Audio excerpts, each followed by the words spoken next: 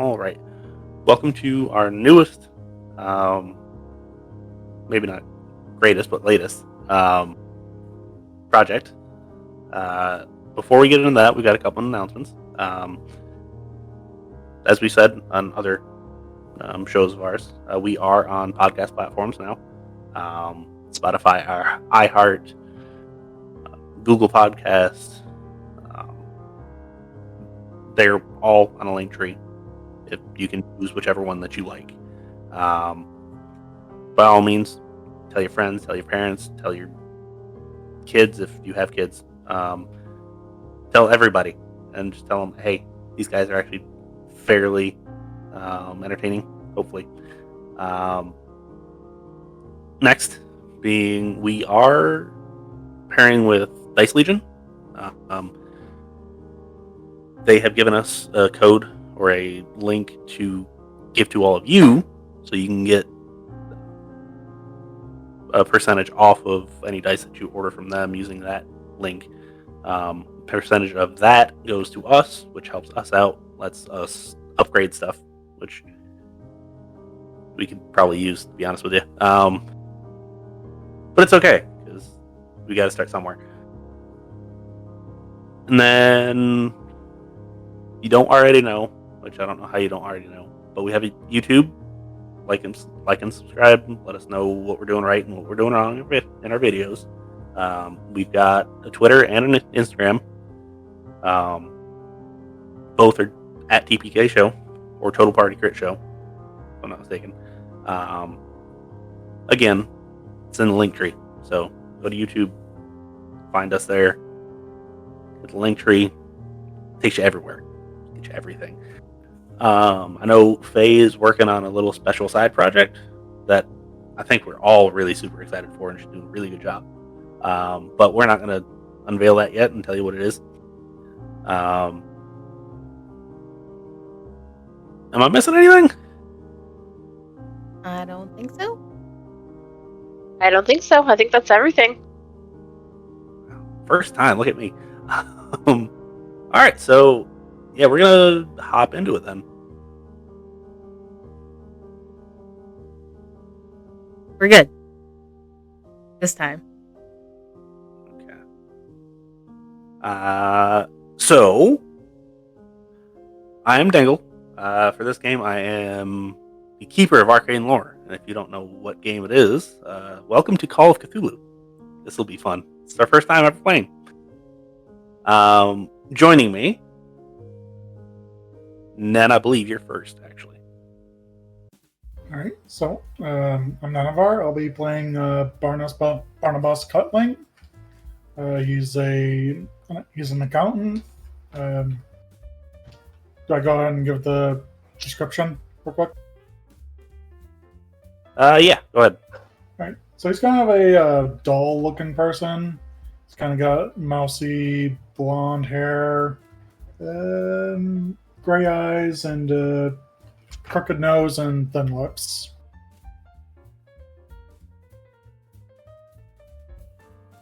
Hey, Next up. should be me, Cocia. Hi, everybody. So I'm Cocia, and I will be playing Etta White, who is a librarian. We're doing great.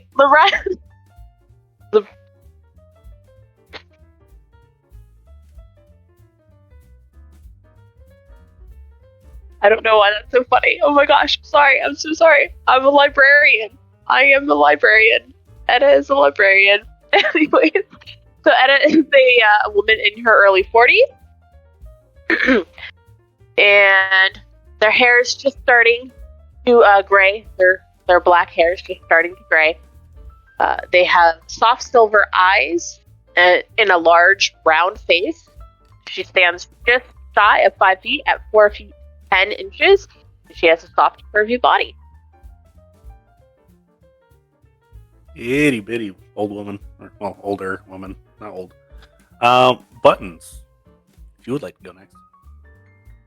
Hello, I'm Buttons, and I am playing Miss Eileen Landry. She is also a teeny tiny woman in her late 30s who works as a nurse at a local hospital. She would be relatively plain and average, stocky-looking, short woman if it weren't for this real gnarly scar that just runs all the way down the side of her face that kind of makes her a little bit less attractive than the average person. She wears her dark brown hair slicked back into a tight bun and is usually seen in her nurse's scrubs. All right, and last but not least, Hello, I'm Feyla. I'm playing Saoirse O'Kelly. You're muted. yep. Only on Discord, not the recording software, because it's only catching one right now. That's fun. But yeah, I'm playing Saoirse O'Kelly. I'm gonna have issues pronouncing that name for the first couple of games. I'm sure we all will. They are a fairly tall, pale, dark hair, kind of shoulder length. Sometimes they kind of pin it up and roll it up and wear a hat on top to make it look a lot shorter. They are decently attractive looking, nice features, and they are a journalist. Yes. To give everybody a little bit of background of exactly where we're at and time period and all that fun stuff, I decided to go pretty run of the mill for Call of Cthulhu. It is typically going to be set in the past, like, I don't know, 20s, 30s, 40s typically. This one specifically is just starting 1920. Will also be in New Orleans, of all places, because that's a fun town, right?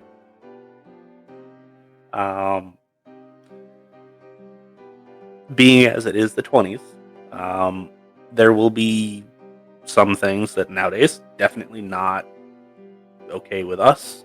We're not going to go super far into it. It's more going to be like ignoring people that would have been ignored. It's not right. However, it is time period. So, without further ado, I will go ahead and start this thing off.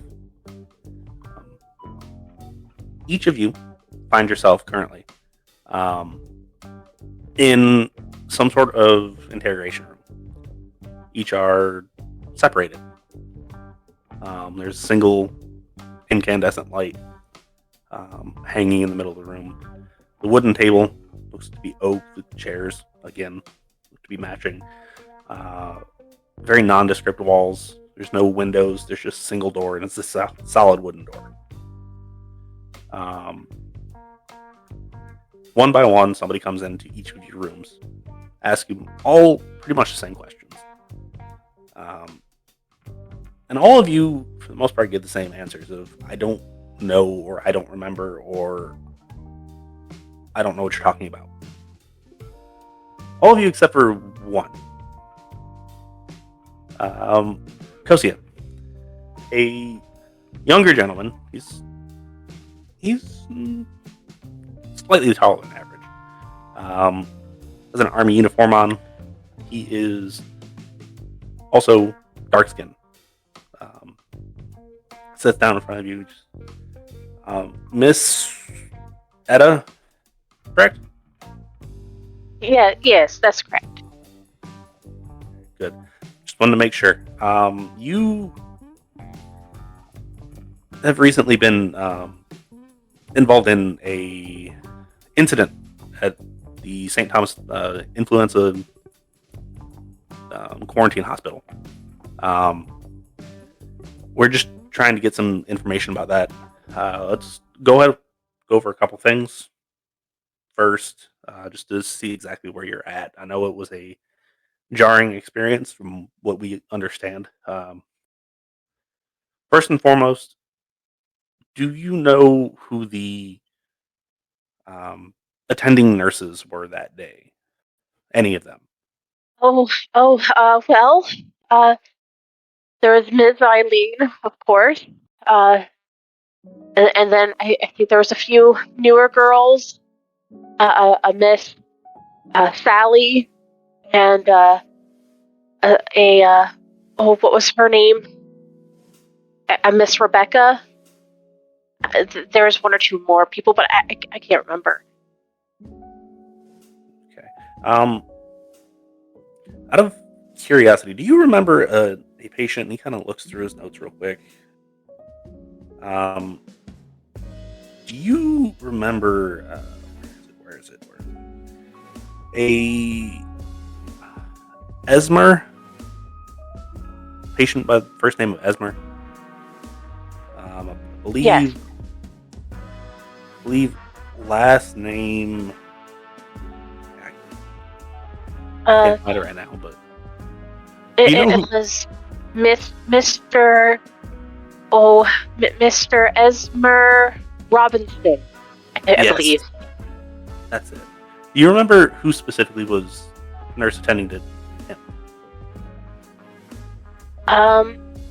Well, Ms. Eileen was, of course, supervising all the nurses, so she would have stopped by there. But I believe it was Miss Rebecca that was tending to him for the most part. Good. That's what we've got in our paperwork. Do you remember any of the events leading up to that morning? Just out of curiosity. I know you were a volunteer, trying to make patients' lives a little bit better. I get it. If you don't remember anything, it's fine. Well, it was a fairly typical morning. I came by to read to some of the patients, as well as give research materials to Ms. Eileen. There was mixed theory. They were running around trying to get, little quotes for their article, and there was that accountant. He came by, Mr. Barnabas. Yeah. He was settling up somebody's account. But it all seemed fairly normal, I think. I mean, I could have sworn I saw something out of the corner of my eye a couple times, but it was just so much. Okay.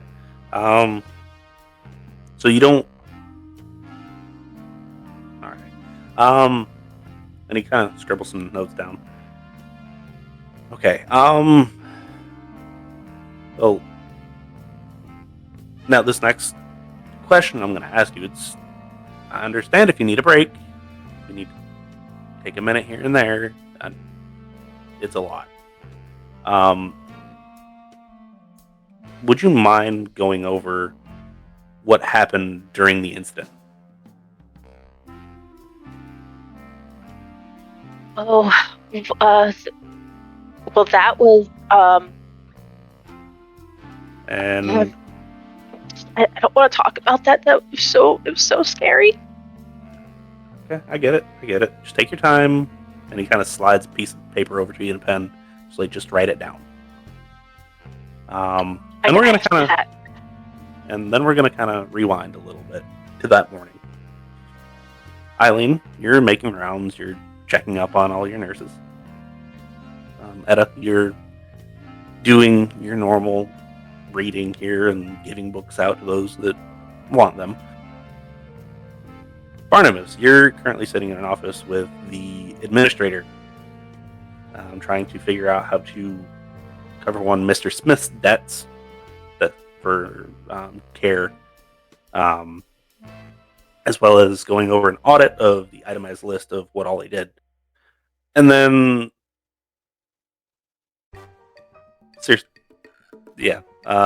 Miss O'Callaghan, or Sally, or however it is, that one, our Irish little friend. Friend. You are kind of trying to get some some dirt on exactly what's going on. There's been some rumors about some mistreatment of patients and some neglect on some of the nurses' parts. However, you are there. And it seems to be a fairly typical day. Sun's out, it's bright. It's nice, actually. It's a little bit muggy because, it's the deep south. You're really close to the Gulf. It is definitely going to be muggy. However, nothing seems too amiss. So we're going to cut straight to Eileen. One of your nurses comes up to you. It's like, Eileen, we lost another one. Who'd we lose this time? It was Mr. Robinson. He just stopped breathing. He was pretty bad sick. We thought he was getting better. He just stopped breathing. We couldn't get it back. And even the doctor came rushing out and couldn't do nothing. Who was with him when he died? That's the thing is, Rebecca, she just went in there and she'd come out and she was doing her paperwork, and then we hear him start thrashing around in the bed, and we go running in there trying to figure out what's going on, and by the time the doctor was even in there, he was gone. So we'll get Jim to come over with the wagon, bring him to the morgue. We'll figure out if it was what we think or if it was something else. Make sure you also get the doctor to sign off on the paperwork this time. We can't afford any more slip-ups on the paperwork. Yeah, no, absolutely. Especially with the wherever she is around here. There are people like that just... Nah. Well, thank you for telling me. Just keep doing your job, I'll keep doing mine, and we'll get this taken care of. Not a problem. She kind of goes running off. About that time, speaking of the journalist, you come walking down the hall, and you see Eileen. Very visibly, just kind of frustrated at this point.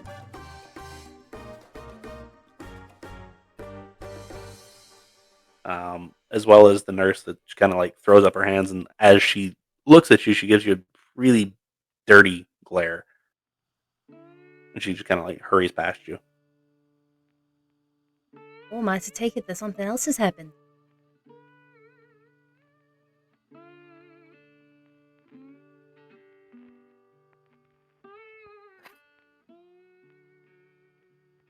According to hospital policy, I'm not allowed to comment until a thorough investigation is completed by our internal department. Thank you for your interest. Hey, well, that's good to know. I'll be around. And about that time, Dr. Laughlin, that went running off just a couple minutes ago, comes and collects. Seriously. It's like, I told you just stay in my office. We'll discuss things further. Please just stay in the office if I've got to go out and take care of something. I'll be right back. Do you want any coffee or anything?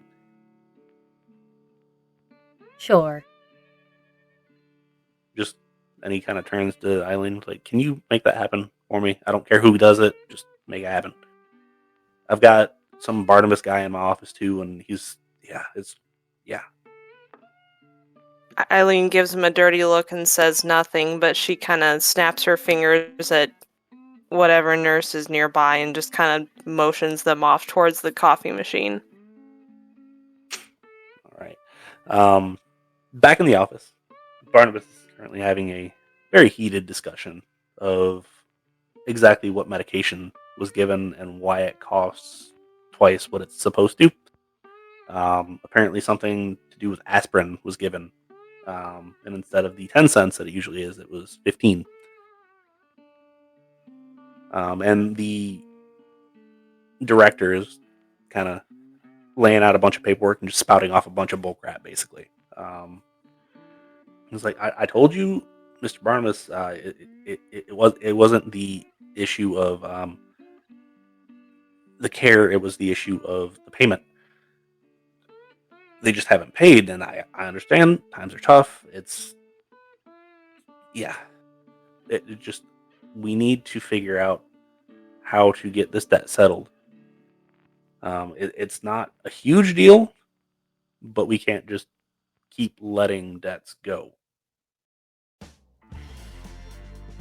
And if they have an issue with the prices, well, there's not a whole lot that either one of us can do besides just have them pay it.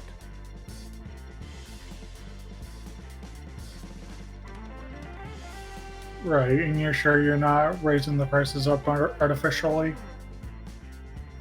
No, I mean, it's very simple supply and demand. If the supply goes down, then demand has to go up, and prices will go up corresponding. We're just charging the prices we have to charge in order to get the profit that we need to be able to keep running.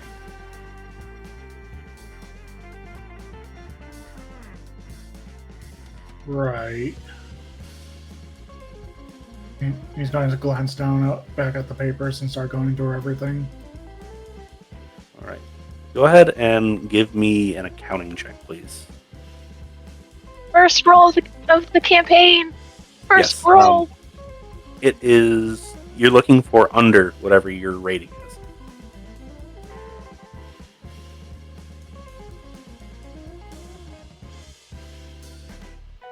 You said regular, correct? Accounting. And under whatever the rating is. Alright, I got a 76 and his is 82. Okay, so you do, in fact, pass the check. You find a couple discrepancies in there where some things were double charged, like charged them twice for beds, multiple days, and charged them for multiple meals during multiple days.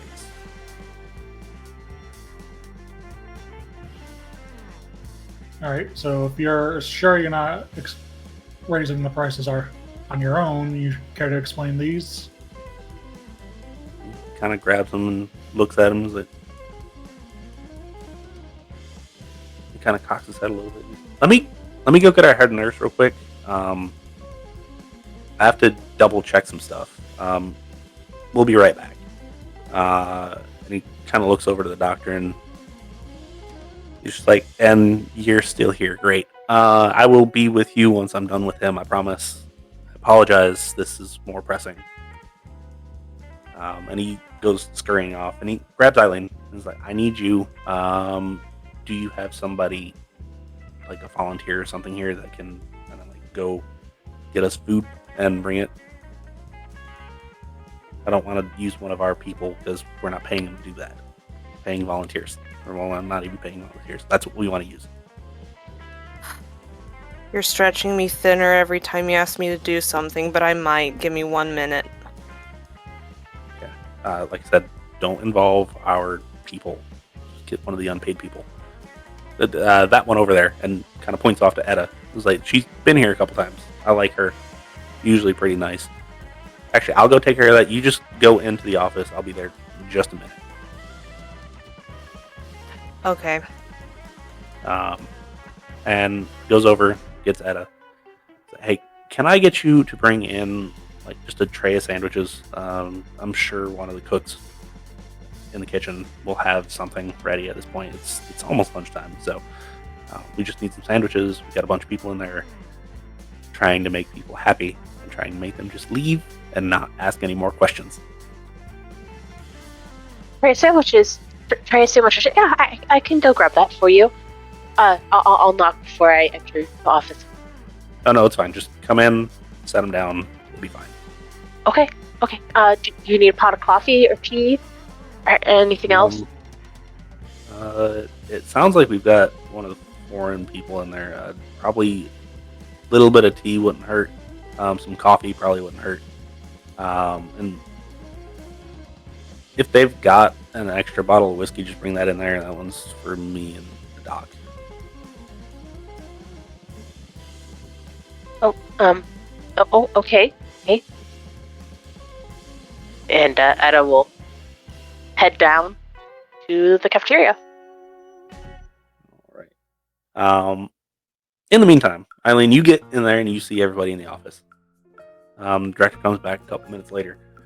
It's like, all right, this is what I needed you for, and he kind of sits you down and points at everything. It's like, how long was this patient here? Was he here for 17 days or 14 days? I could have swore it was 17, but discharge paper said 14, so I'm not 100% sure. If discharge said 14, then he was here for 14. Okay. Why are you asking me and not the billing department? Because our billing department is about useless. You know, can you just annotate here and here and here and there and those 4 too? I apologize. Just annotate, and about that time Etta comes walking in and is like, and lunch is here too, so you can stay for lunch if you want to. Without even looking at the tray, she is going to grab a sandwich off of it and start reading through what she is being asked to sign before signing it. It's just obvious errors, like multiple beds billed to the same day and multiple meals billed to the same day and just stuff like that. Etta did probably get the whiskey. However, she's going to try to hide it behind something because she doesn't think the doctor should be drinking on the job. Oh, it's fine. No, it's not.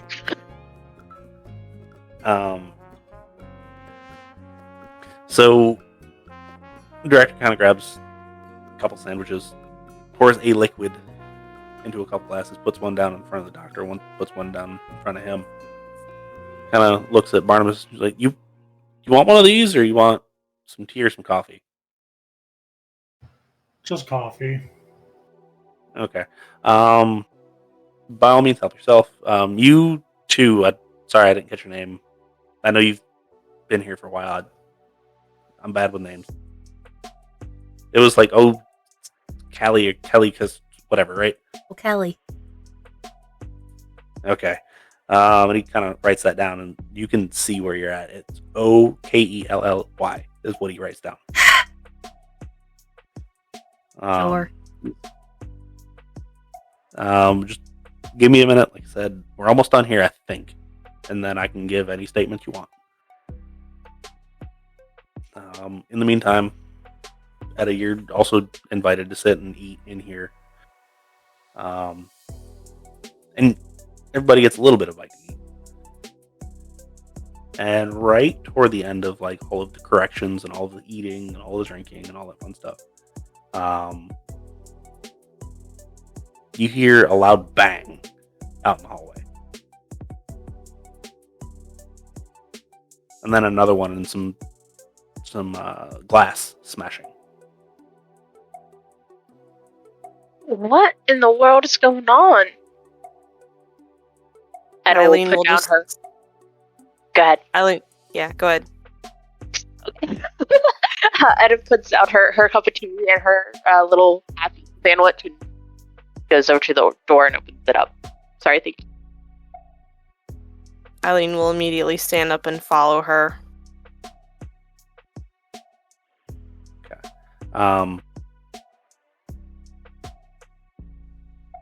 Both of you look out and you see a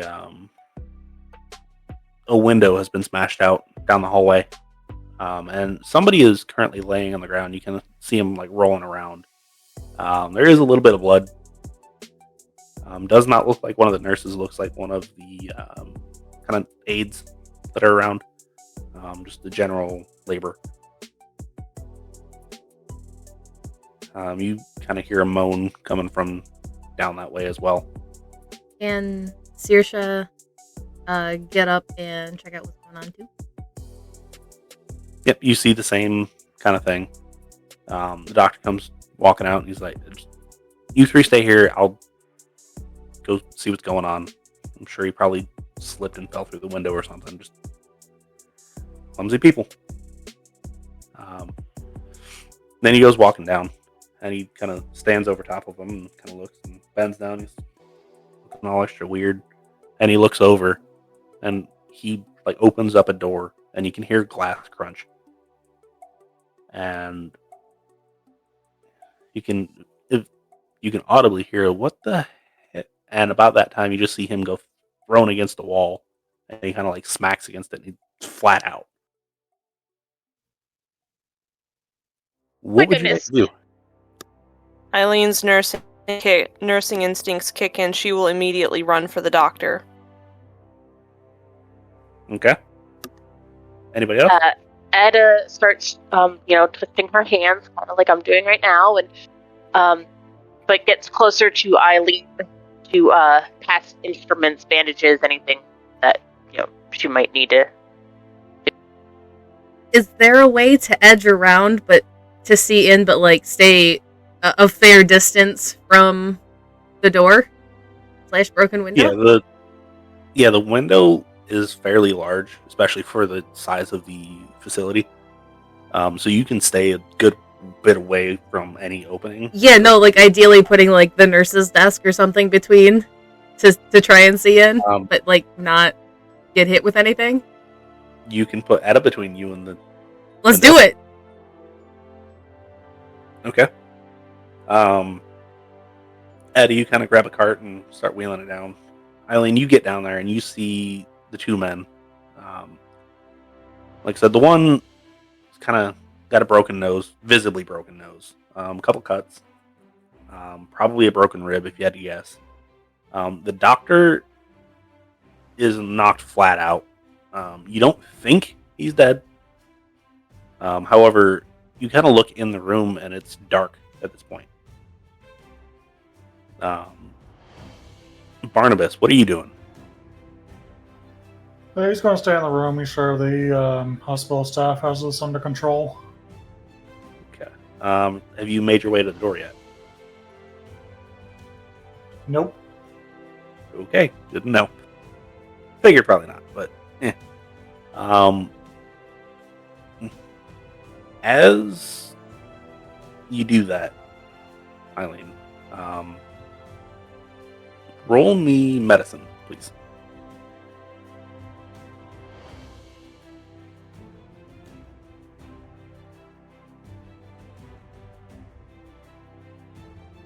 Okay, I rolled a 74 and my medicine score is 94. Okay, so that's a success. You know the guy in front of you is going to need likely at least some help because he probably has a punctured lung. The doctor, his fingers are twitching a little bit, but like nothing else is. So that might be a bigger issue. I will immediately signal anyone that's nearby to get an emergency crew and help me with the doctor and the patient, because I can't take care of both of them by my lonesome. Okay. Sally and Rebecca come running down with just a bed stretcher. They carefully around there and is like, where do we need him? Do we need to get him like to the actual hospital, or is something that we can do here? The volunteer has punctured lung. Get him to the regular hospital as soon as possible. Doctor, not exactly sure what's going on. Be careful to support his neck. Might have a brain injury. He should probably go to the general hospital as well. But I'd recommend getting him checked out by another doctor before we go. Okay. Who's actually in charge medically now? Since obviously he's not. Would that be you? If there's not another doctor, then the head of nursing would be, yeah. Well, congratulations. We're gonna get him, them into an ambulance, and we'll go with, if that's okay. Go quickly, go carefully, keep me updated. We will just give you a ring when we get there. And they kind of move everybody to the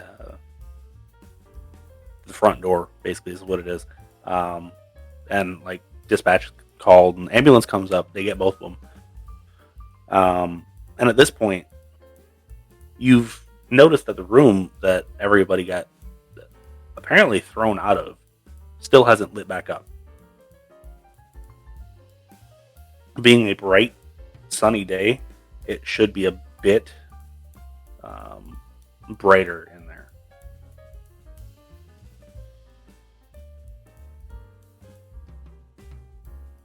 Does Saoirse see anything in the room? No. You can't really Would see anything past like 3 feet into the room. Mhm.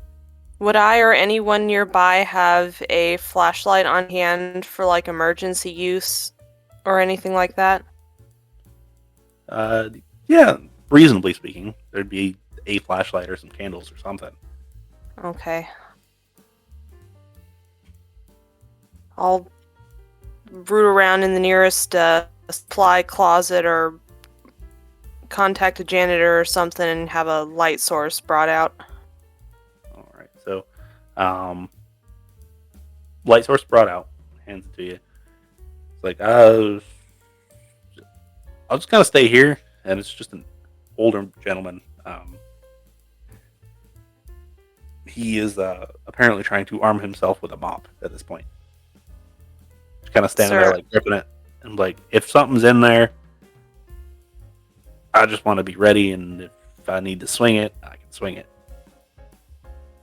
Sir, I would recommend staying back. Whatever has happened has already injured 2 people. I don't need a third when we're already down enough staff as it is.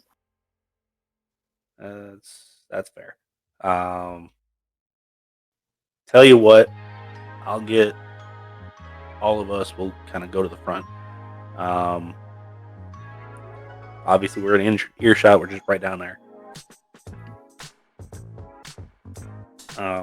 Yeah, keep people away, but try and keep everyone else calm, and we'll figure this out. All right. Saoirse and Etta, you're still kind of in the general area? Yes, sir. Yep. Okay. Saoirse's just keeping an eye on everything that's happening right now.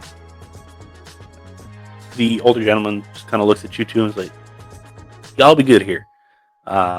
And kind of walks off and grabs a couple people, just general staff, puts them to the front door, kind of turns around and gives you a thumbs up, and about the time they give you a thumbs up, it just starts pouring down rain for no apparent reason. Went from perfectly sunny to absolutely just dark drizzle, rain, terribleness. What would you like to do at this point?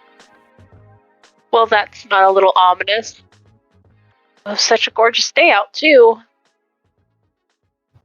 Do you want me to hold that flashlight while we go in? Or you find holding it, carrying it? I found an extra candle. I can light that as well.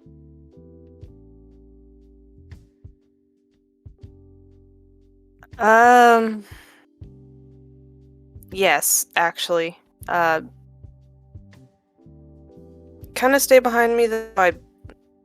As I said earlier, we don't need more people getting injured, but now that I'm in charge, I guess I have to check it out, and she'll just kind of roll her eyes and light her candle or turn on her flashlight or whatever she's got.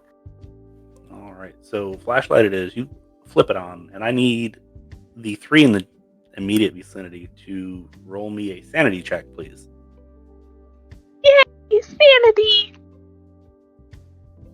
This won't actually reduce your maximum, by the way.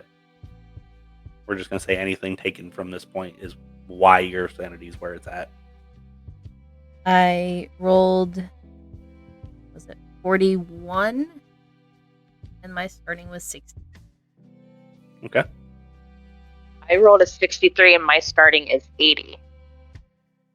Oh, you're super sane.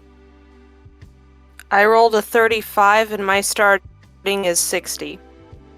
Okay, so everybody actually passed it.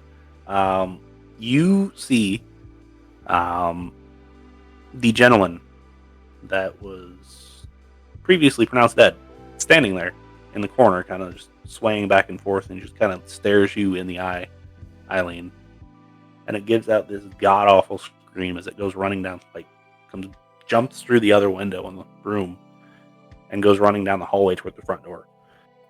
You see the rest of the staff kind of turn around and just kind of lock the front door and put a bunch of stuff in front of it as it comes running down. You see it smack against the glass and bounce off and go running down another hallway. As soon as it starts moving, I take off after it. Okay. We don't let patients escape here, not on my watch. Well, that sounds a bit ominous. Is there a rod or metal thing, utensil of some sort that Saoirse can grab? You saw in the room there is pieces of the bed that have been apparently ripped apart and bent apart. Most of them are metal. Okay. Gotta go grab that. Internally, Saoirse's hoping that it's iron, but we'll take whatever. As long as it's straight and it's relatively solid. Yep. What would Etta like to do? Etta will definitely be following Eileen, trying to block the wind from her candle so that the candle doesn't go out as she goes down. Meanwhile, Eileen's running down the hallway with a flashlight. Barnabas, you do hear that just god-awful scream and just a thunk, thunk, and just another scream and goes running off. I'm gonna yell, does this hospital not have security or anything?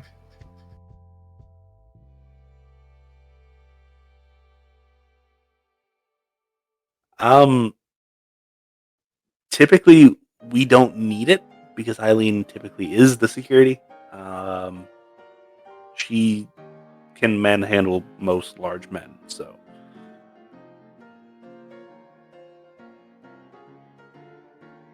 You just apparently do it all, don't you? Darling, you have no idea. I'm learning. At this point, the director kind of closes the books and is like, I will be right back. And he kind of steps out in the hallway, and you kind of see him look down one way. He's like, well, she's going down there. I'm going to go around this other way. And he leaves you in the room by yourself. Eileen, you go running down, round the corner, and patient's nowhere to be found. It's just a circle, but he apparently is a whole lot faster than you.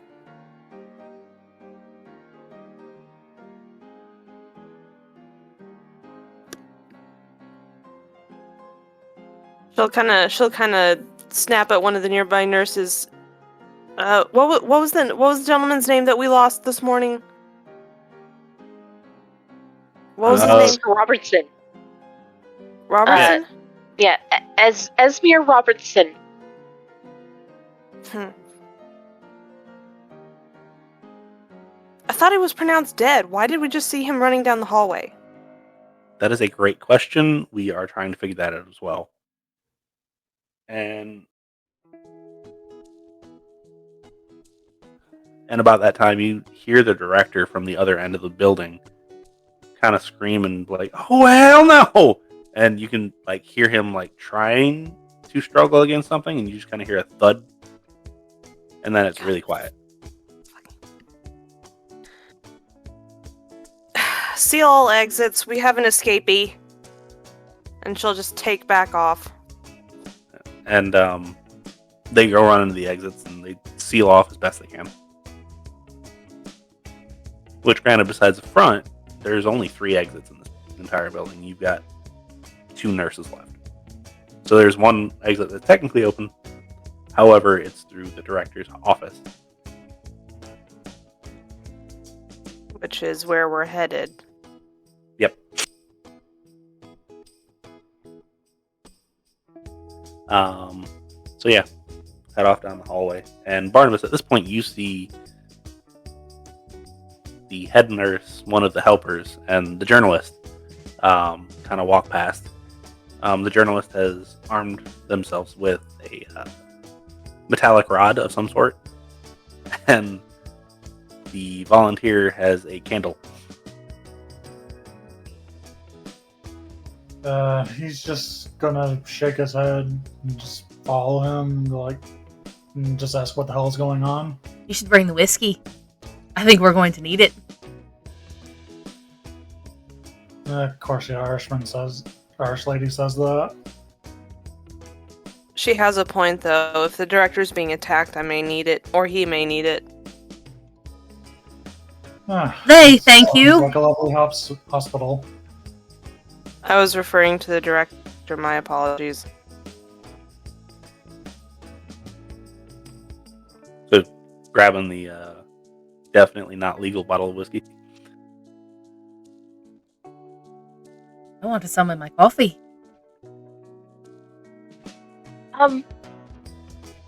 As we're running our way down,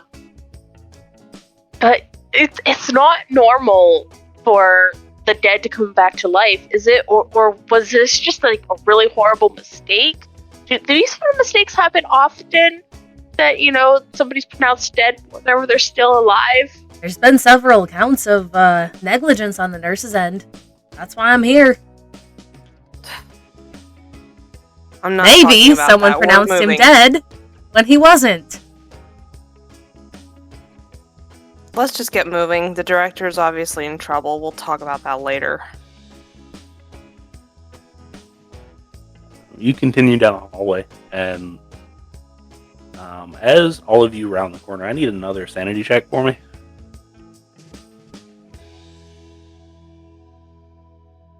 I failed this one. I got a 92. Me too. I got a 31. I don't know what you guys are all freaked out about. I got a 22. Okay. So, Etta and Saoirse, normally at this point, you would take a D3 of sanity damage. I'm still going to roll it, just to make sure that you don't have over a certain amount for this particular session. But we're going to say this is what it got brought down to. So Cocia, you'd take 1, and Faye, you would take 3. Normally, like I said, we're foregoing that because I'm not going to screw you over that bad.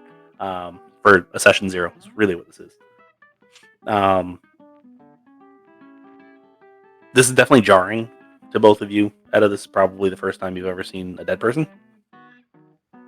Saoirse, might not be the first time for you, but it's still just as jarring. Barnabas, you kind of just start to see everything. You're like, nope, and just kind of turn around. Until you're like, all right, cool, I'm going to mentally prepare myself. And then you turn back around like, gross. Okay. And Eileen, you're just like, it's Wednesday. More blood than usual. Apparently, somebody took him and started beating him against the ground. The director at this point is very much no longer with us.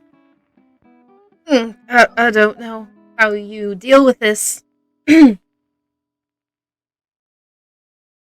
Like this, and she'll kind of move Saoirse to the side and go over to the director, and as she's moving towards the director, is the other guy in the room? Any sign of him? You do see footprints leading back around the corner.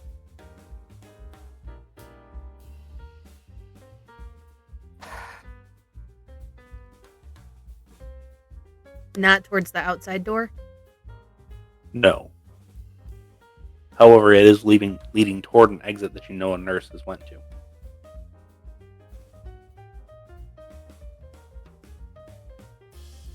Is there a desk in the room? Yes. Actually, at the corner, there is a desk. We can move the desk in front of it. Good idea. It'll only help so much, but something. It'll slow him down at all. Might as well. All right. So, who is moving the desk? Just out of curiosity. I assume Eileen. Who else is helping? I can help. Okay. So how this is gonna go is Faye, you go ahead and roll. If you pass, basically what happens is Buttons, you get to roll 2 D10 dice, being the number and 0, and then you get to take the lower of the 2 plus whatever your other dice says. I rolled a 42, and my strength is 55. Okay, so yeah, you get to roll 2 of those dice, assuming you 2 can of the double number dice. 2 of the double number dice. Okay. Yep.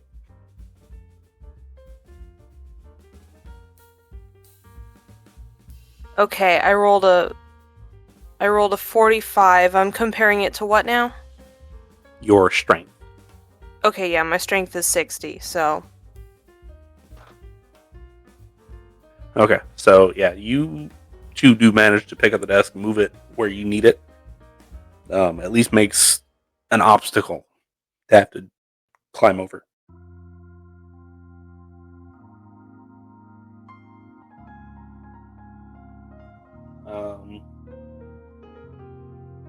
Well, that's unfortunate. About the time that you get everything moved in place, you hear Sally kind of scream, and you can hear the door open real quick and then shut real quick. And you can hear a loud clunk and a thunk, thunk, thunk against the metal door this time.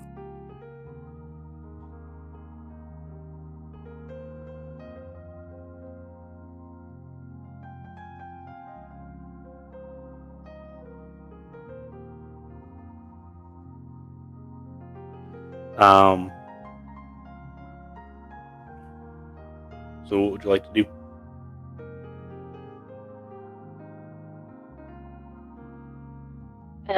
We probably shouldn't open up the door, right? That's not a good sound. But I don't want Sally to get hurt. You think she's still alive?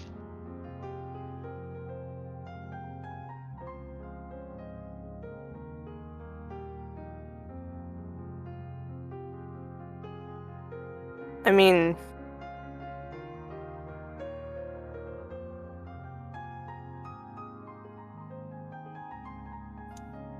okay. I mean, Eileen's gonna keep doing what she's been doing. She's gonna keep running this guy down as best she can, trying to catch up with him. So she'll do what she needs to do. If she needs to vault over a desk and kick a door open or take a side entrance or whatever she needs to do, she'll do it. Yeah. Yeah, so to get into where this guy is, the options are to open the door and jump over a desk. You have to move the desk a little bit to do that, or you can work your way back around and try to keep him pinned in that area. Okay. I will. Eileen will direct Barnabas and Etta to stay here. She'll ask Saoirse to come with her, and we'll try and pincer him in. I suppose. You're the one that's armed. Let's go. Okay. You make your way around. You get to the other exit, and you can see your other nurse standing there. It's like, I I called the police. If that's okay with you. You did good. Fall back to somewhere safe. Has anybody locked the director's office yet? I got people in there. Okay. Okay. If you don't mind, I'm gonna step outside. Go wait for the police. Tell them what's going on when they get here. Direct them up this way. Let them know that the director is dead in his office. Okay. And she just kind of nods a little bit and slips out the door, and you can hear it lock behind her. Meanwhile, Etta and Barnabas, you're kind of sitting there, trying to listen. Actually, as a matter of fact, listening is a skill, right? I believe you're right, sir. Can I please that particular skill roll for me? Yeah. That's a fail. Fail for me as well. Oh, that's fun. It is eerily quiet. All you can hear is like your heartbeat in your ears at this point because of the adrenaline.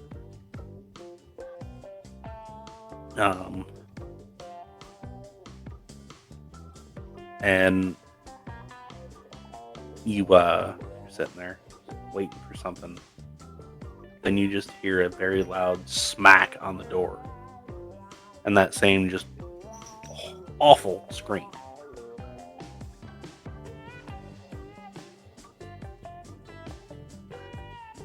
Oh my goodness. Oh, okay, that scared me. I wasn't ready for that scream.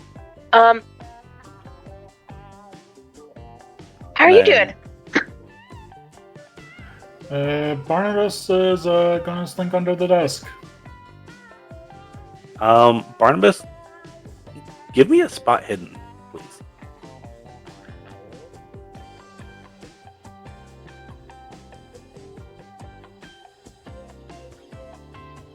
Uh, 38. And what is your rating? 40. Okay, so that is a success. You see that there is a compartment in the back of the lower part of the desk that seems to slide up.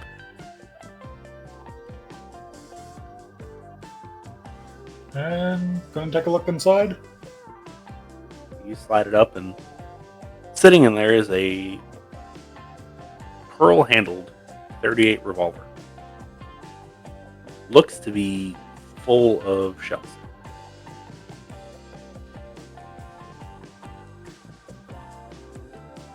I'm just gonna hold it out and say, do you know how to use this? Kind of. Yeah, I mean, I normally use a 32, not 38, but I know how to use one of those. My brother always said it was important for a woman to know how to protect herself. Not sure why he would think that. All right. So you may add that .38 revolver to your inventory. That may or may not come in handy. Okay, Booker. Faye, yours would be considered a small club, if you're curious.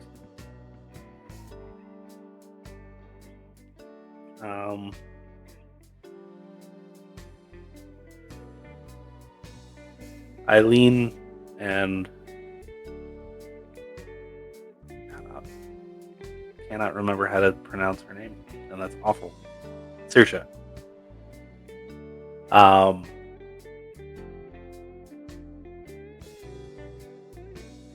Would you like to be trying to move rather quietly? Hell yeah! Okay. Roll me the stealth check, please.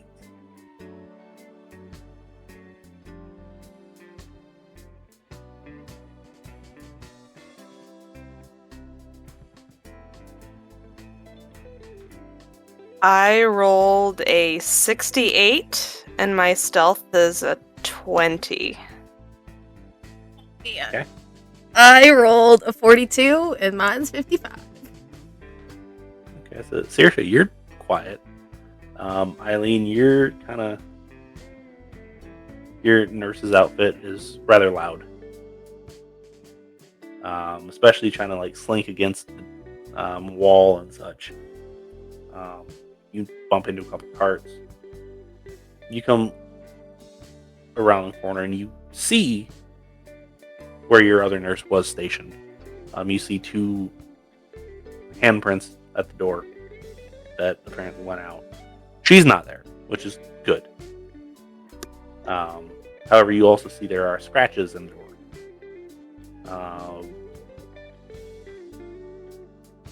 You want to give me a let's go to natural history. If either one of you have that. Me? I don't believe. I mean, we have skill in it. I think this is like a 1. 5. Okay, yeah, if you have anything higher than that, go ahead and give it to me. If not, don't worry about it. Your best deduction is it probably was done by, like, fingernails.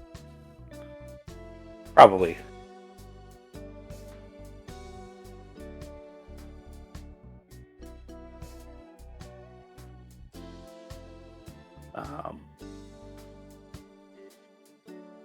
Continuing on, or staying here?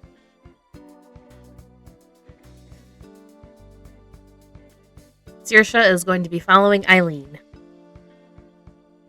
But much more quietly. Yeah. Yeah, no, Eileen is fine taking the brunt of that. I'm sure Saoirse could easily hide behind Eileen. Eileen will probably take a quick second to survey the area, make sure there's nothing that she missed, like no bolt holes, there's nothing to hide behind or anything like that before continuing. Okay. No, nothing to really hide behind.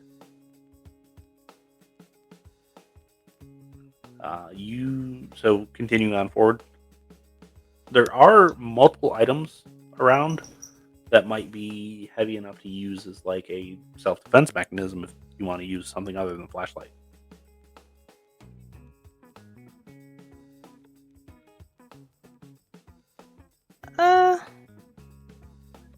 Yeah, she'll pick something up. Now that she's starting to get a little bit kind of okay, this guy's killed like at least 1, maybe 3 people. I should probably arm myself. Okay. Something sharp or something blunt? Preferably something sharp. Okay. There are a couple like forks. There's a couple knives around. No scalpels or anything like that. But there is like a steak knife. Is Eileen like visibly looking for a weapon? Not like visibly, but if she sees the opportunity, she'll take it. Okay.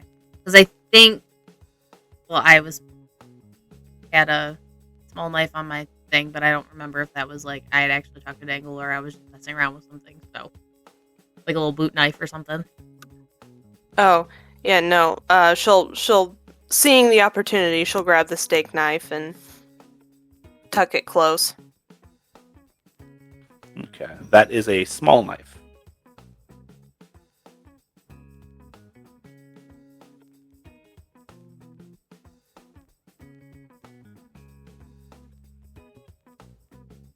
So, continuing on.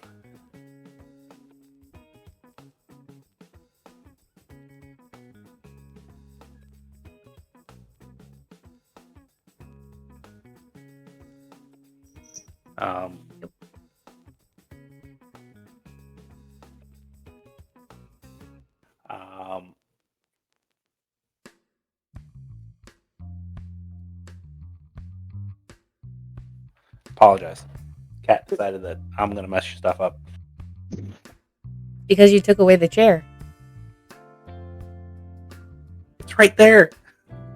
But it's not on your... Not you. Fair. Cat messed it up anyway, so it doesn't matter. So you continue forward. And you come around the corner. And you see this dude just kind of standing, staring at the door that you put the desk in front of. It does not seem to have noticed either one of you right now. It's just kind of sitting there and... Give me a psychology check. Both of you.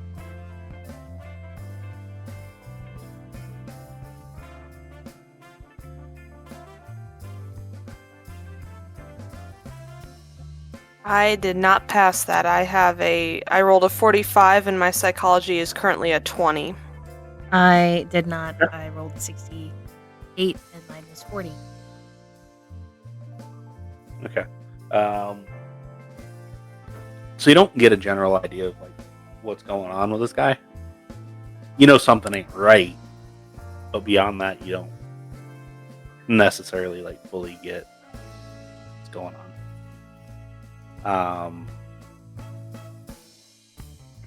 So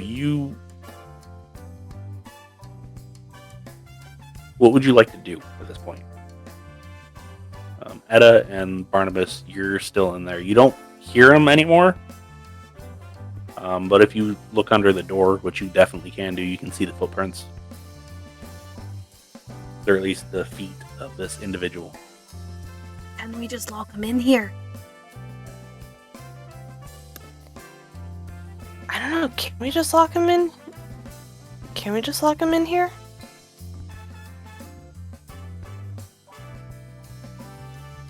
Keeper, is there a way we can lock him in there? Not necessarily lock, because the door opens inward on your side. It's like it goes in a circle and it opens and opens and in one swoop. Is there a handle I could jam the metal bar I have through to block it? There is a possibility that you can disable the lock if you want to roll a locksmith. You know what? Let's try it. I guess she'll pull out some lock picks or something and just give Eileen a side eye for it. You take a bobby pin out and start like jiggling it. Eileen will just watch, just completely and totally exhausted at the turn of events, but she's not going to stop you. I rolled a 15, and mine is 31. Okay, so that is a hard success. First one that we've had. So in order for this dude to do that, he would have to roll a 1 to beat it. I'm not going to be able to do that.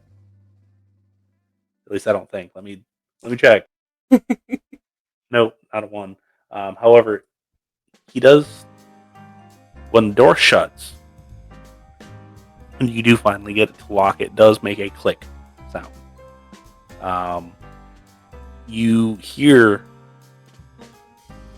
this dude go hauling across the room, just flapping against the door, and you can see the door handle jiggle. He is going to try to break out strengthfully. And it's going to be fun. I hate this so much. You kind of see the door start to bow a little bit. Would you like to provide any sort of resistance? Eileen will brace herself against the door. Okay.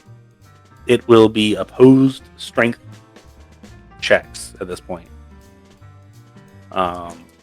So how this works is if you get half of your strength, it is a hard success, and if you get 1/5 of your strength, it is an extreme success. If you get either of those, let me know. Now, does it have to be the perfect half? Or if it's like my half is 30, so can it be in the 30s? It has to be below 30. Okay, it has to be below 30. Okay. So like 16 to 30 would be a hard success. 15 to 1 would be an extreme success. Okay. Or, well, no, it's lower 12. than that. But, yeah, 12. Okay. But yeah. So go ahead and give me the first strength roll.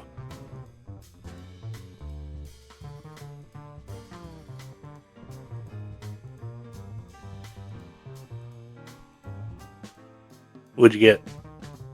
27. Okay, so that is a hard success.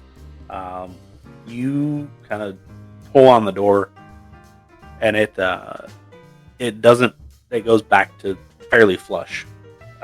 You can, however, hear this person on the other side of the door struggling against you. Etta and Barnabas. You can hear this going on the other side of the room, or on the other side of the door. You look up and there is a transom window, which is one of those little flip-out windows. You could theoretically open it at this point and peer in if you wanted to get up on the desk and all that fun stuff. Yes, please. I was actually going to ask if I could open up the door just to crack, but that's even better, so we'll do that. Yeah, you kind of see this dude. He's kind of grabbing against what he can against the door, and he's pulling. Eileen, if you would please give me another strength check. How good is my view of this guy from this little like flip up window?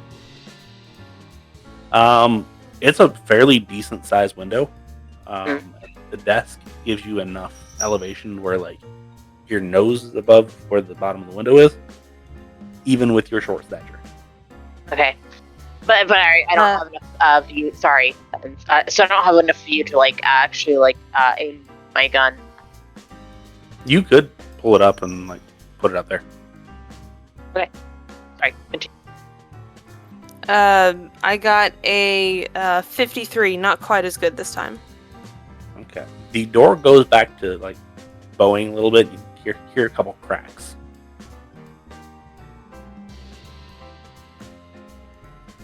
What would Saoirse and Barnabas do at this point? So it's locked, right? Yes, it is locked. However, what is the guy on the other side of the pulling against the door is like cracking the wood at this point. I think we need to run. We need to get the hell out of here.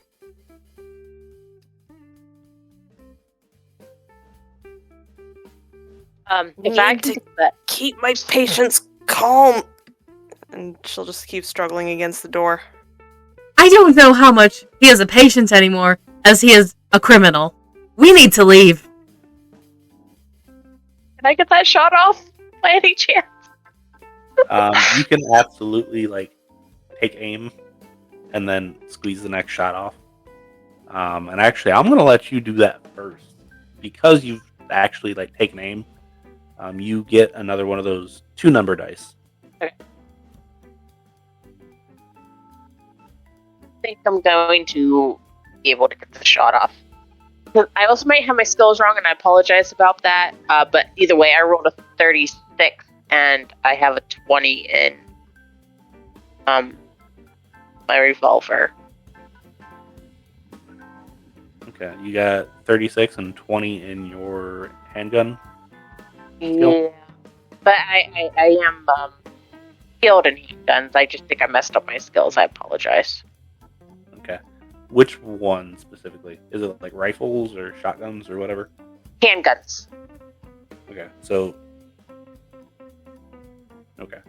Yeah, I actually put the proficiency in handguns, which is what the Okay. revolver is, so it should be fine. How many did you put in that? Do you remember? I just did the thing, like I just made it green on our little sheet that you made us. I don't think I spent any of my extra points because I'm a dum-dum. No. Okay. I'll say that you would probably, if you haven't already put it in there, probably put at least 20 in there. If your dad was like, you need to learn how to do this. So I'm going to allow this one to hit. Do you have the damage on that? I do. It says damage is a D10. Yes. So if you would want to, go ahead and roll that damage. Sure. 7. That's pretty good. Hitting it like in the back, or hitting him in the back. You see the bullet come in one side, go out the other, embed itself in the door. Eileen, you almost get hit through the door, and it just kind of turns around and it gives you a death glare. And at this point, the door relaxes. Eileen, you almost pull the door through. As this person goes running up to Etta. I need to make a jump check just to see if I can get up there and smack you. I made it mad, guys. I made it mad. These.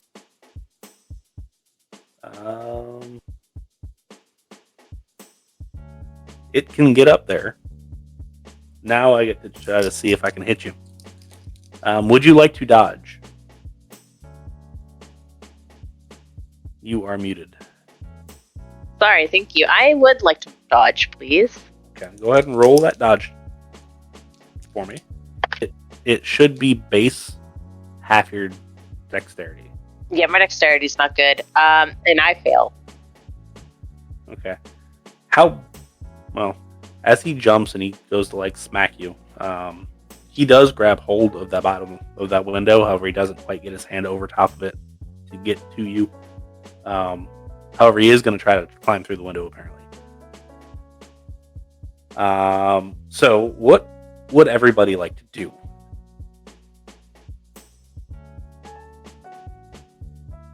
Is there any sign of the police whatsoever? Not yet. No sign of backup. None whatsoever. Fantastic.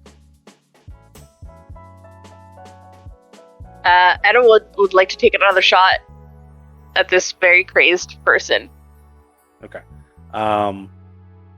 So because you're point blank, normally you would get an extra dice, but because you're going to technically be just kind of putting it over the sill and going down, it would take away one. So go ahead and give me another handgun roll. Oh, I fail this one. It's a 96. Okay. Not malfunction range. However, you make me a dexterity, please. Just a straight dexterity check? Yes. Oh, this is gonna be lovely. I fail that too. With a 70. Okay. As you put it over top of that, you squeeze and it goes flying out of your hand. And you can hear it clatter on the floor.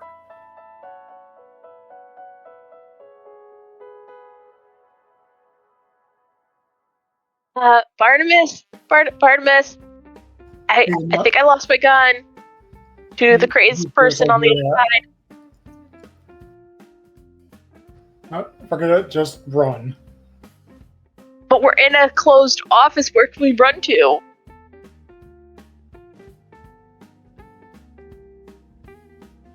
There are multiple windows. It is, however, pouring rain down right now.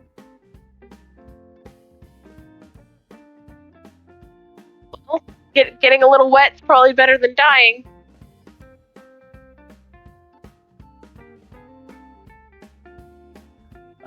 What would Eileen and Saoirse like to be doing? You heard 2 gunshots and saw 1 bullet come through the door and hit the wall next to Eileen. Is the guy still making noise? At this point, yes. However, you can tell he's not on the direct other side of the door. He's distracted. We need to go.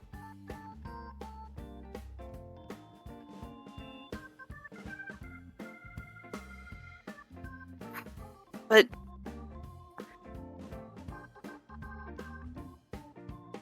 What? no, I can't just leave him here unattended. He's He a danger to the rest of is the going hospital. to kill us. And he's going to kill more people if I just let him loose. I would rather try to live through this. Thank you.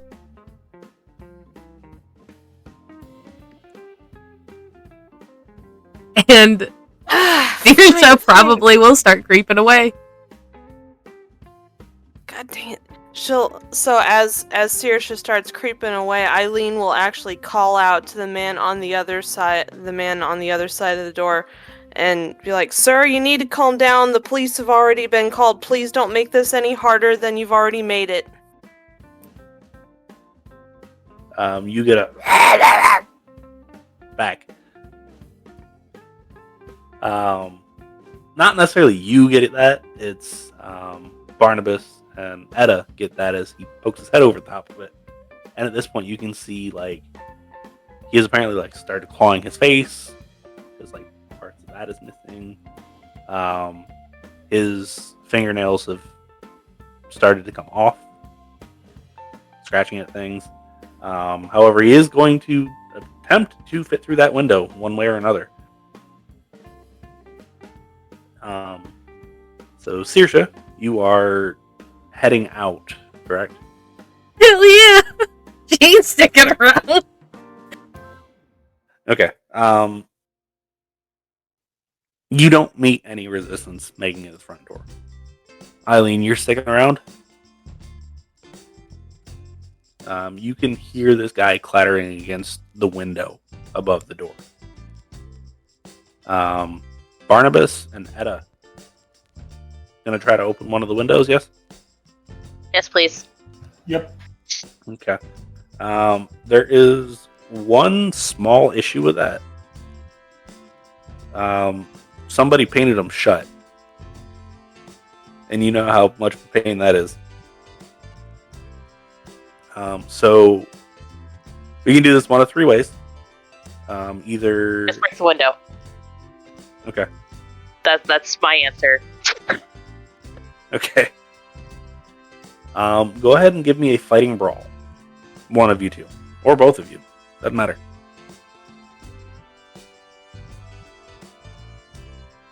I fail. I also failed. Okay, keep going. Just trying to figure out how many climb checks I get to make. Oh, I passed on that one. Okay. Go ahead and roll me the damage that you normally would roll. I failed If you again. roll above a 1, you're good. Also, I think... No, never mind. Yeah, wait. Nope. Never mind. I got excited there for a second, because I rolled a 15. So I thought that was half of 13. Never mind. Anyways. D3 plus a 0. I don't have a D3. So D6 and 1, 2, 3, 4, 5, 6 being another 1, 2, 3. That makes sense, yeah. 1. Okay. So Barnabas, did you miss yet again? Yep. Okay. I need one more set from each of you. Eileen, what are you doing during this? Because you can hear like people smacking a window, and it's not one to break. Is it a window that I have access to nearby? If you go outside, yes. However, it would require you to run down the hallway a little bit, go around, which would probably take you about 30 seconds to get to.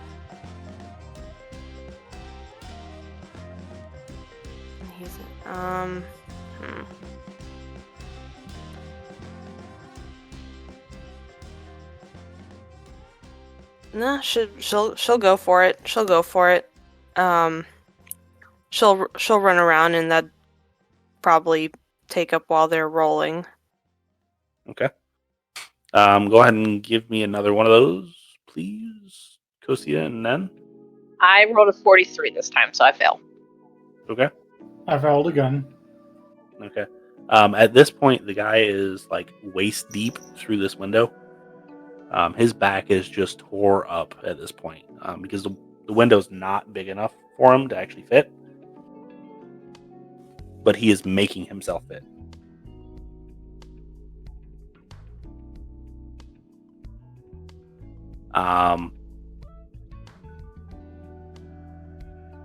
So they're going to roll one more time, and then Eileen's going to be there next time they roll. So one more roll? Yes. Which And I'm going to tell you want to roll pretty decent. which way did Saoirse go? Straight to the front. Okay. Everything else is in the back. Yep. Nope. She's so she's near one of the entrances. They are near one of the entrances. I'm sorry. Yeah, you come to the front door and they unlock it and they let you through. And you'd get there about this time. I think they wouldn't leave necessarily, but they would definitely be near the entrance just in case. Okay. Okay, I actually rolled really, really good this time. I rolled a 7, which is in that half range, I believe. So that's a heavy success. That's what we called it. Yep. Hard success. Go ahead and success, roll thank you. me that damage yet again. Okay. 2. Okay. The window shatters. Yes. Just in time because the dude gets through the window and lands on his face and starts to get up. I assume that Barnabas and Etta both trying to clamber through the window. Barnabas is going first. Sorry, go ahead. So Barnabas is going first. Oh, okay. I was gonna say Etta cleans up the glass a little bit, but if he's just running through. Yep, that's exactly what he's doing. Okay. Go ahead and roll me a dodge if you're just going to go straight on through.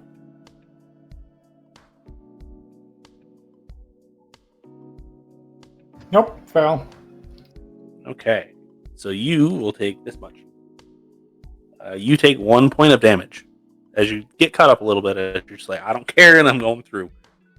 However, that does clean it up for Etta to not have to do that.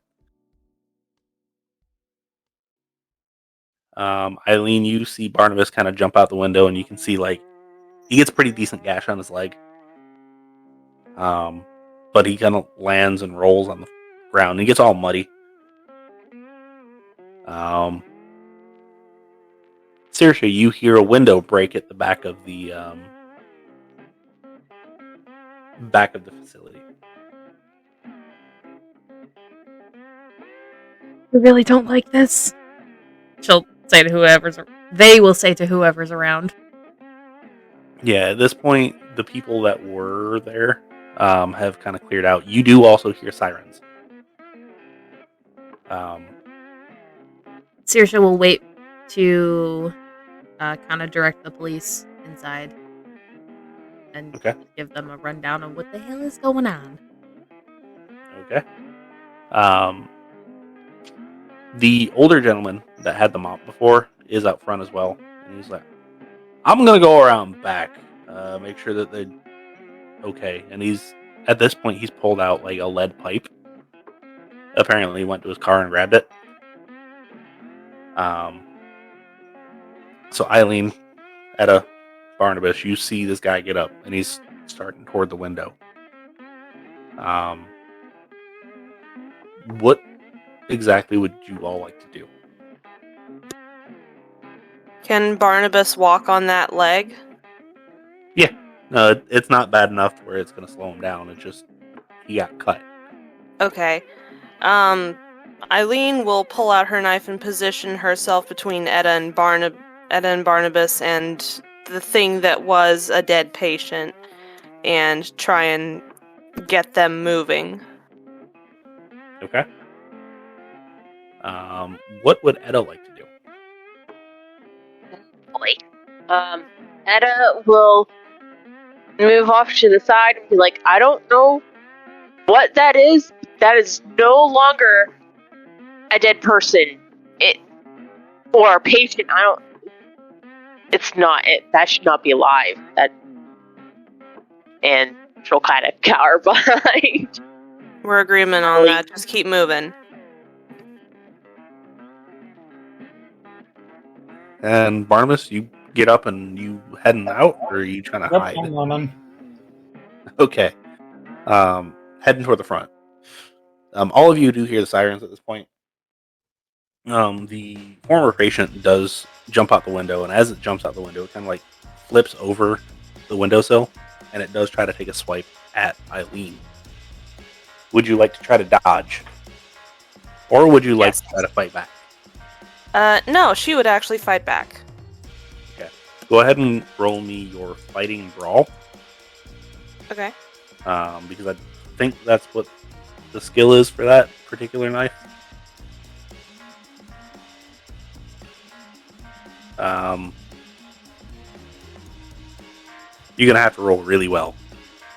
I rolled a 1. I'm not even joking. I rolled a 1. Okay, so you see this dude. He does hit you. You are going to take damage, but he is going to take a whole lot worse of it. Because go ahead and roll your damage. Okay. Let's see. That's a D4. I have a question. About damage bonus. When does that come into play? That would, in fact,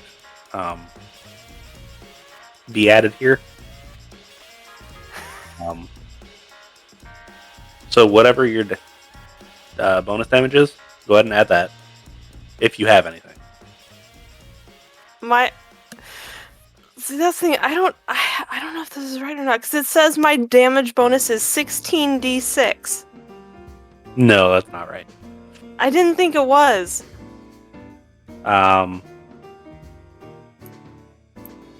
What should it be? How should it be calculated? It should be. Secretly, Eileen is one of the unknown ones.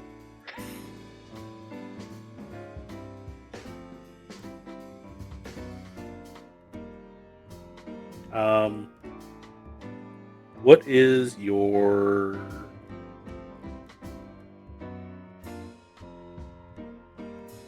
constitution and size added together? Constitution is 55, size is 25, so that's 80? Okay.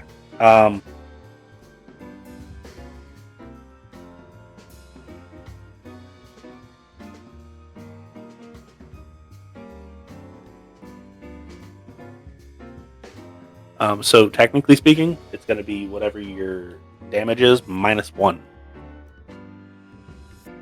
for this. Okay. So I rolled a 2. Okay, so it'll be 1 damage. However, you spike them like in the side of the head.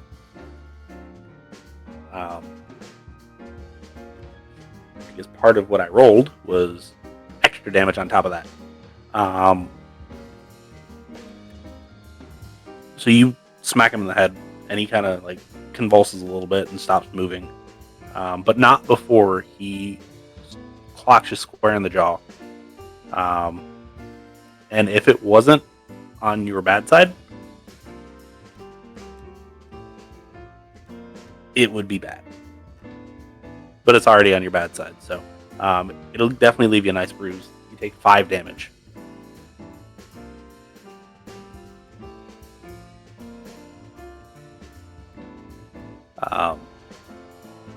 As he knocks you to the ground as well. However, he is currently flat out, not moving, apparently actually dead at this point. Etta, you kind of see this. You get knocked to the ground as well. And at this point, the old man comes running up. And he's like, "Is everything all right? I saw the old Barney go running. You look like you took a pretty good shot there." We'll be fine, just stay back. I don't know if he's down for good this time or not. Last time we thought he was, he wasn't. So just stay back till the police get here. And the sirens are getting closer.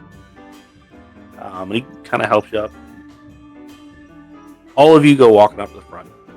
Saoirse, Wait, 1 second. If the immediate danger is done, I'm going back for that gun. that would require you to go back inside, like through an exit and all that fun stuff. I can't just climb back through the window? No, because then you'd have to move the desk. Damn my weakness. Alright, fine. I'll eventually go back around and get that gun back. So you make it up the front, and as your janitor friend is unlocking the door for you to go grab that gun, a gentleman comes walking around the side of the building, kind of addresses all of you. Excuse me, all. What happened here? And he's nondescript man, brown hair, brown eyes. He's wearing a tweed suit. Looks to be a light shade of blue.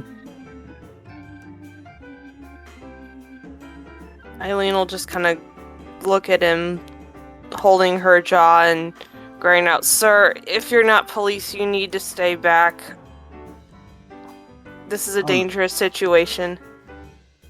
No, I promise. I'm supposed to be here. Looks like you got hurt. What about the rest of you? I'm fairly okay. I got the wind knocked out of me, but I'm alright.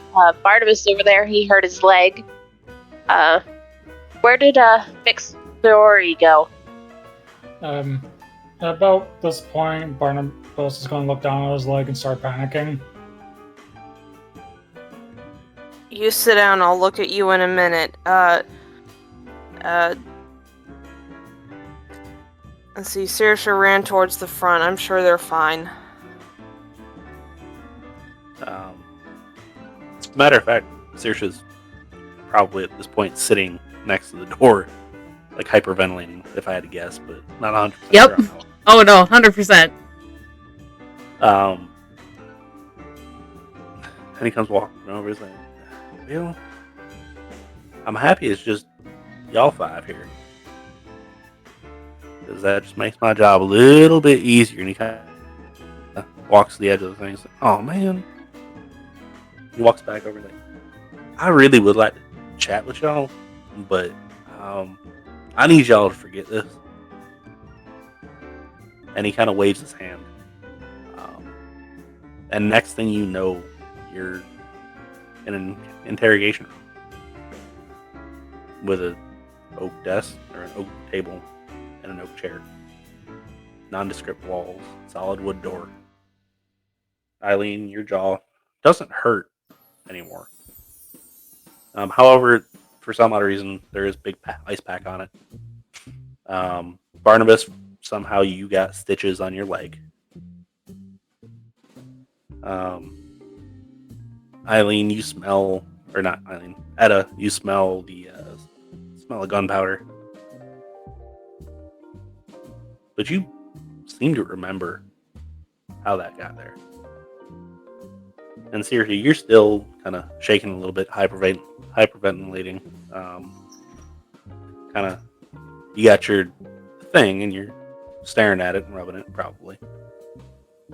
Whatever it is that you do to calm down. No, that would be it. And that gentleman in the army uniform comes walking in, sits down in front of you, starts giving you a million questions asked. And after all the questions are asked, he's just gonna kind of stand and he's gonna play. All right, we're gonna move you into a holding room. We need you to stay there. We do have a couple more questions for you. However, I am going to be giving you a job offer. Something that doesn't go on any books. And I will definitely be using your at least survivability. I will be the lead on it. So just give us just a minute. We'll get you some stuff to eat and we'll see what we can do. And they get you up and everybody moves and all of you remember each other. Eileen, because you've seen Etta quite a few times. Saoirse looks familiar. You might not necessarily fully remember her name. Definitely looks familiar. You've probably seen Barnabas a couple times. Not necessarily remembering his name either. And Barnabas, you know Eileen, you know Saoirse, and you know Etta, not necessarily by name. Saoirse, you probably know who Eileen is, seeing as head nurse. Etta and Barnabas, probably not so much. And Etta, you know who everybody is. You know what happened. You get thrown in this. It's not quite a jail cell, but it's pretty dang close. With everybody else. There's a couple couches in there. There's a old radio, and it's currently playing just a little bit of jazz music. Kind of crackly, not very good reception. And in the middle of the room, there are cucumber sandwiches and a pot of tea.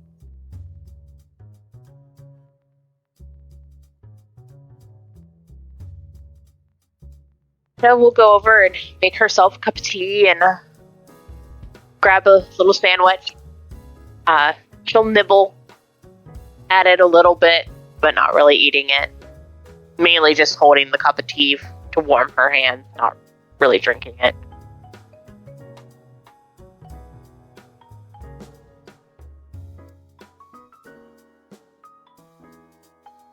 Is there a place to sit or anything? Yeah, there's a couple couches. Saoirse will go sit on one of them.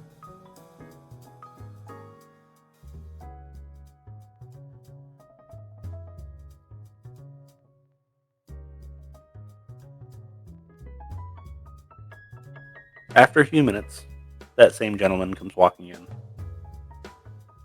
He's like, I didn't properly introduce myself before.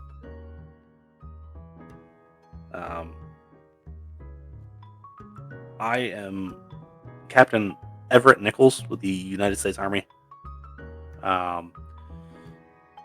Each of you today have went through a rather odd experience. Seems like most of you don't remember. And what you do remember, it's very, very,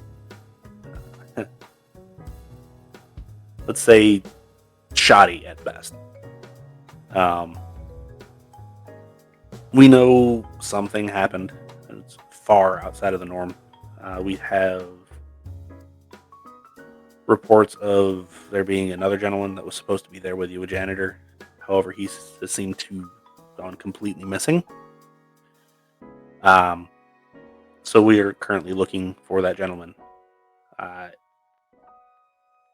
If anything comes back to any of you at any point, by all means, let us know. However, we're going to be offering you a job, not to do army things. This is purely for scientific research reasons, journalistic reasons. And Barnabas, you have been asked here because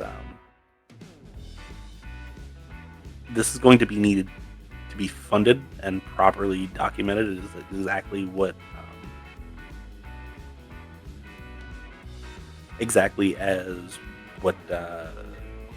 like itemized and all that fun stuff. That's the only reason why you're here. We need somebody to follow the expenses. Apparently you do this for a living. Eileen, I need a medic. In case if we get into something and somebody gets hurt, I need a medic. To the best of my knowledge, you two do the whole research and journalism thing, yes?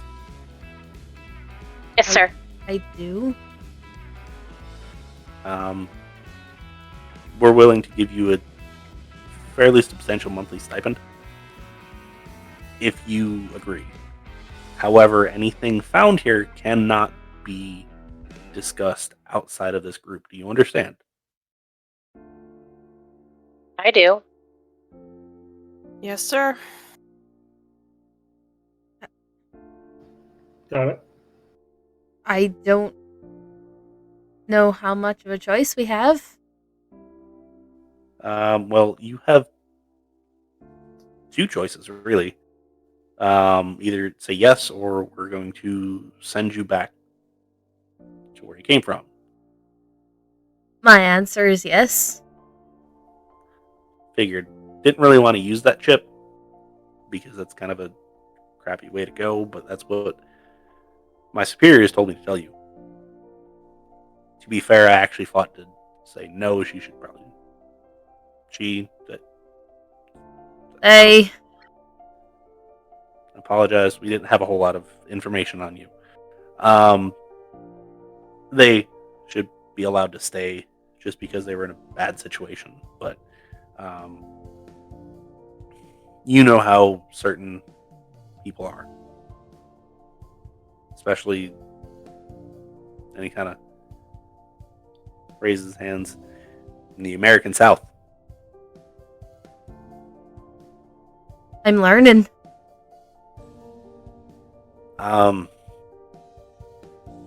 So, welcome to the U.S. Army Paranormal Research Team.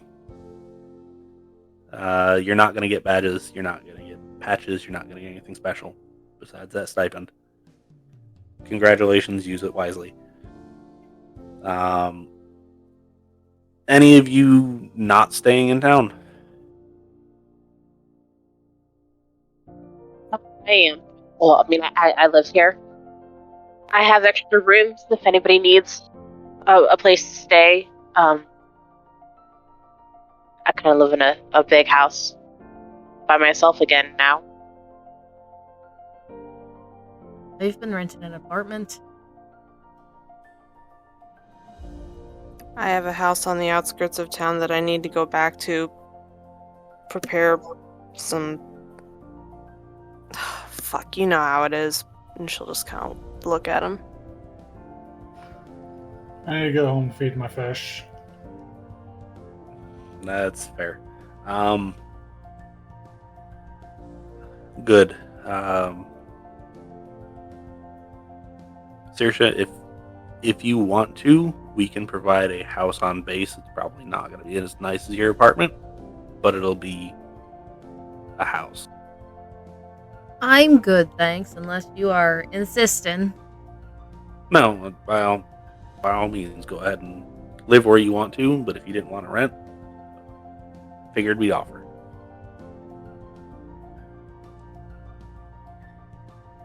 And he just kind of... At this point, he reaches into his briefcase and pulls out a file about that large. Lays it down in front of you and it's like, this is not the first incident of this particular nature that has been in the area. You're just the first set that have actually survived. There was one up by the bay about a month and a half ago. There was one down in the swamps looking for the affected individual. You keep talking about something happening. What happened?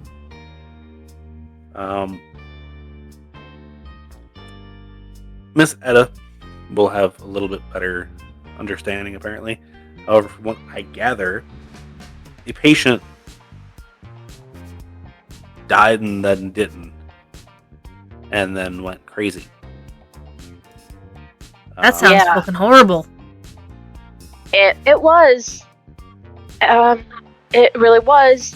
The patient was running and screaming and clawing at their face. They didn't seem to care at all whenever they were damaged in any way.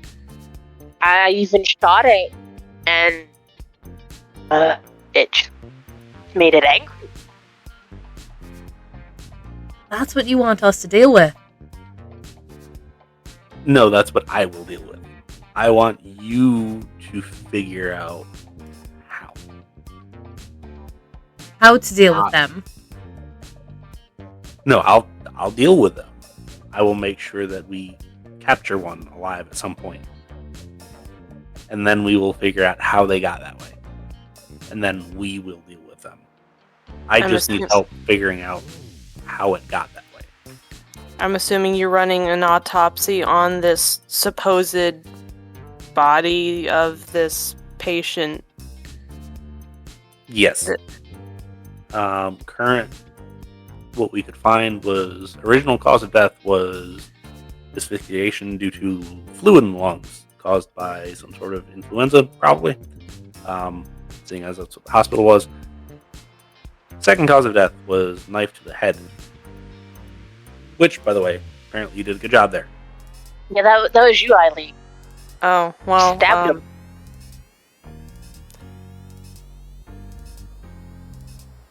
Well, I have to admit that's a first. I'm not sure how to respond to that. No other abnormalities on the autopsy? Nothing that we can find.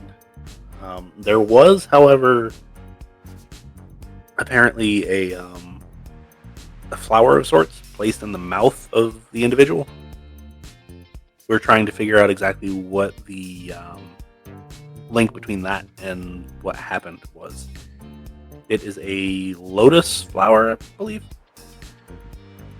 You know what kind of lotus? There's actually a lot of tales from the Orient of, the dead coming back to life. So that could actually help me narrow down my research a little bit. I'm not 100% sure. And this is also stuff that I got from somebody that doesn't do botany. So forgive me if it's not even the right kind of flower. However, there was apparently some sort of flower in the mouth. They said it was a lotus. I don't fully believe them. For all I know, it could be a chrysanthemum. However, I will get that information for you, and I will see if there's any connection between anything like that. In the meantime, and he pulls out a stack of another set of papers. I need all of you to sign these. Apologize, this is just the U.S. military and how we do things. There's about 30 initials and about 45 signatures that you got to go through. Good news is you're already going to get paid here in 2 days because it is the 13th. Hell of a Friday, isn't it? You can say that again. Yeah. Good old army papers, hand them over, and she'll just hold her hand out. And each one of you get a stack of papers that probably 15 to 20 papers thick. It's typical like NDA. This is how much you're going to get paid for this. And this is the length of said contract, which for now says 1 year.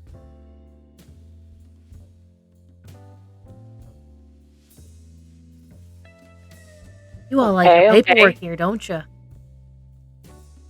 Like I said, it's U.S. military. That's how we do business. Just be glad that there's not a, quadruple it. I shouldn't say words right now. Oh my gosh. Quadruple it. Let's close it up. Lucky me, I'm on a lot of writing.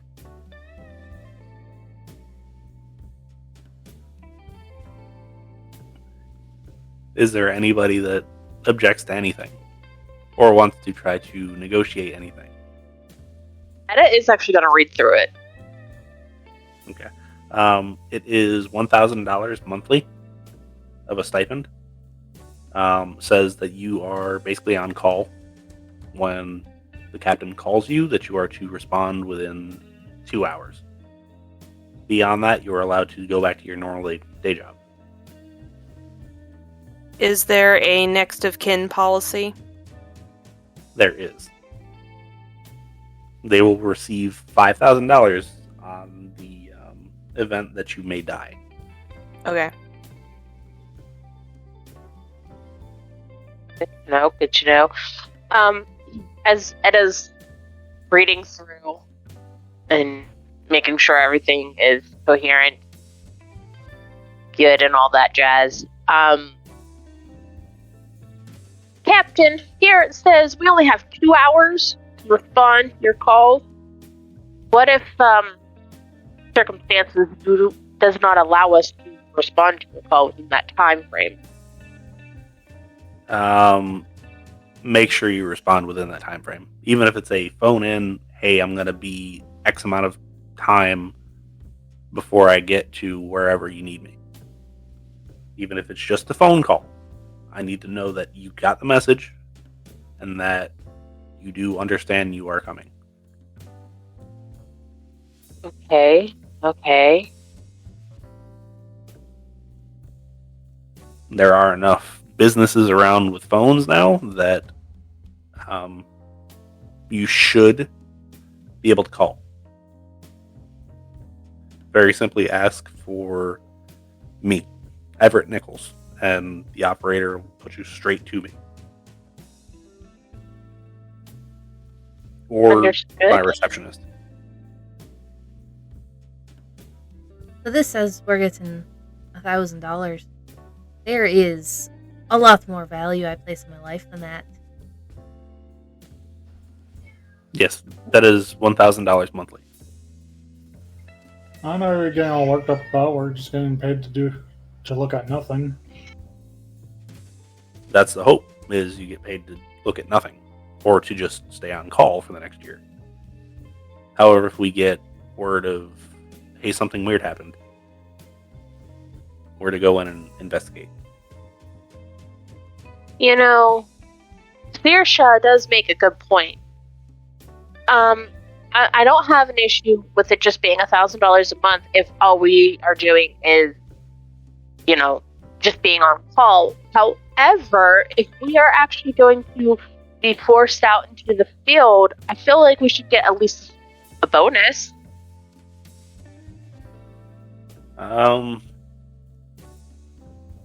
Give me about 20 minutes. I don't mind doing research and stuff to make sure that we help you with whatever you need help with, but if I am actually being in danger, I want a little bit more than that.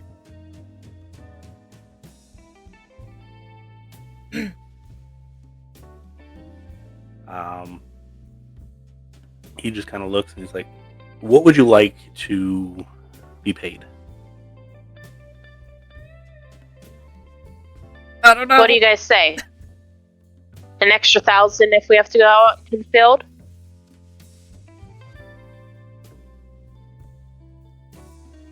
I mean, I think that's fair for any prolonged things we need to do.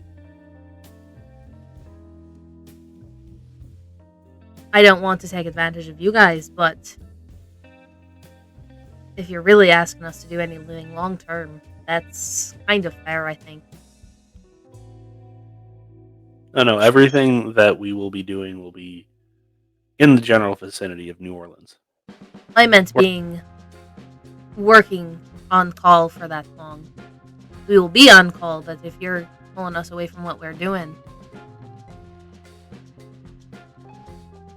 Oh, any difference of pay that you normally would get paid will make up that difference as well. However, the $1,000 is just to be on call. If we find anything big, there is a bonus to be had, but exactly what that is, I don't even know, to be honest with you. And $1,000 is more than my commanding officer gets paid a month. I get paid $568.38 a month to do this. They put me here because, let's put him in the dead-end desk job. I want to show people that this might be weird and this might be niche, but somebody's got to do it, and I'm going to do it best my damn ability. Fair. I do have one question, and Well, honestly, money means very little to me if I don't have the capability to do my job. Are we going to have regular access to supplies? Particularly, will I have access to medical supplies if we go out in the field? He goes over to the locker and well, this is our meeting room, and he opens up the locker and bandages and everything falls out. He's like, I believe so. We will fill this up every time you take something out. And he goes to another locker, and it's kind of an open, two-sided, and it's just filled with firearms, and we have plenty of self-defense mechanisms. We also have more traditional in that one over there, and it just looks like a filing cabinet.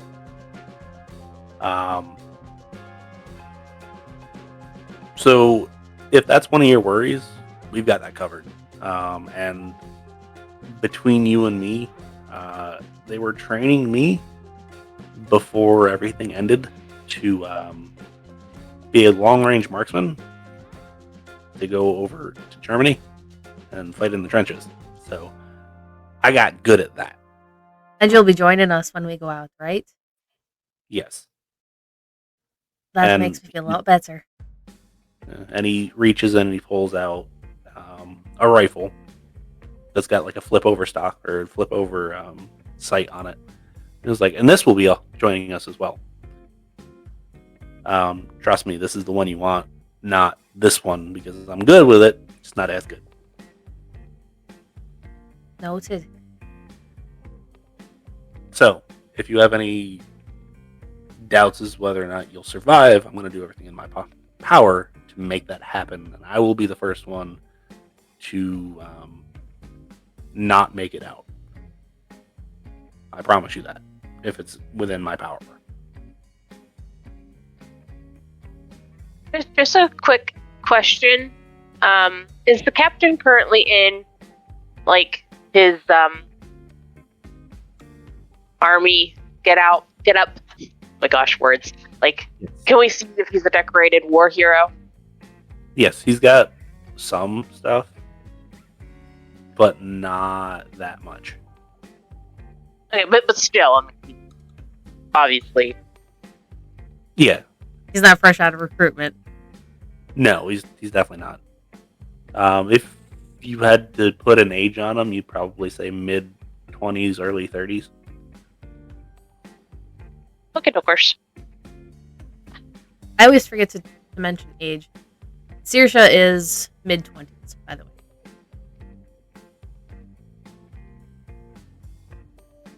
So, he just kind of looks, and he's like, so, as far as the pay to actually go out, like I said, to be on call is one thing. We're just paying you to be on call. Any difference in wages, we're going to cover.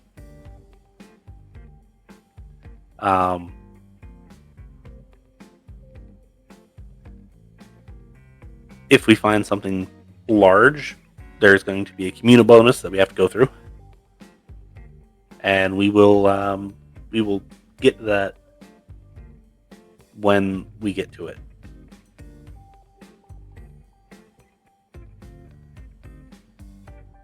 So if everything's in line, I'll get that number for you. I will see what I can do about raising said pay, at least a little bit, for just being on call. However, if there's no other issues, no other questions, by all means, you're free to go. That would be appreciated. Yeah. One thing that I will warn you, don't go into door number 3. What's in door number 3? That is special projects, and that's right now they're working on some sort of propulsion system that makes things go really fast. it blows up a lot. I would rather not be around that. Thank you. Yeah. I don't When think you they- guys have some mad scientists around here. Yeah, people kind of crazy. They're trying to make airplanes go faster. I don't get it. Everybody knows the best way to travel is by ship. It's a long ride. And he just kind of laughs a little bit. And he's like, yeah. So, please excuse me. I do have a meeting that I have to go to, kind of debrief here. This was our debrief. Have a good day. And we will definitely, hopefully not be getting a hold of you, but something tells me that I'll be getting a hold of you.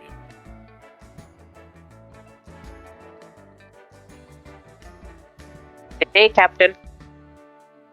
Farewell. Etta will put down the nibbled sandwich and the now cold cup of tea and make their way outside if they don't need to stay here anymore.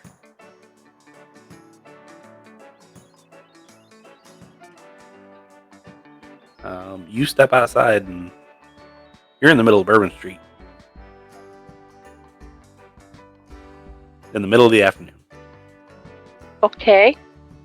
This is not where I was expecting to be. Saoirse will follow her out. And same thing with you. Middle of Bourbon Street, middle of the afternoon. I feel like we've lost a few days, I'm not gonna lie. Etta just looks around. We should have asked what day it was. Yeah, I think we should have. Eileen will follow them out about that time, I'm sure. Eventually, all of you get out. Go about your merry ways. Go about your normal daily lives. And hope to not ever get a call or a telegram or a message from that man again. And that's where we're going to end this session.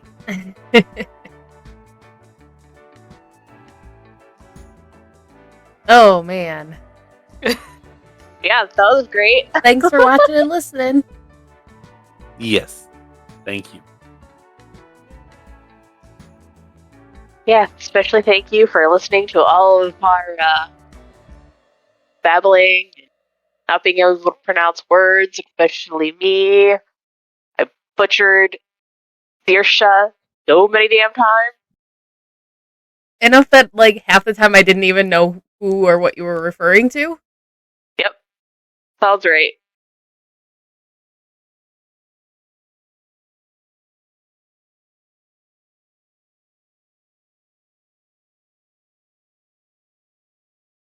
Thank you for joining us in this tale of terror and mystery.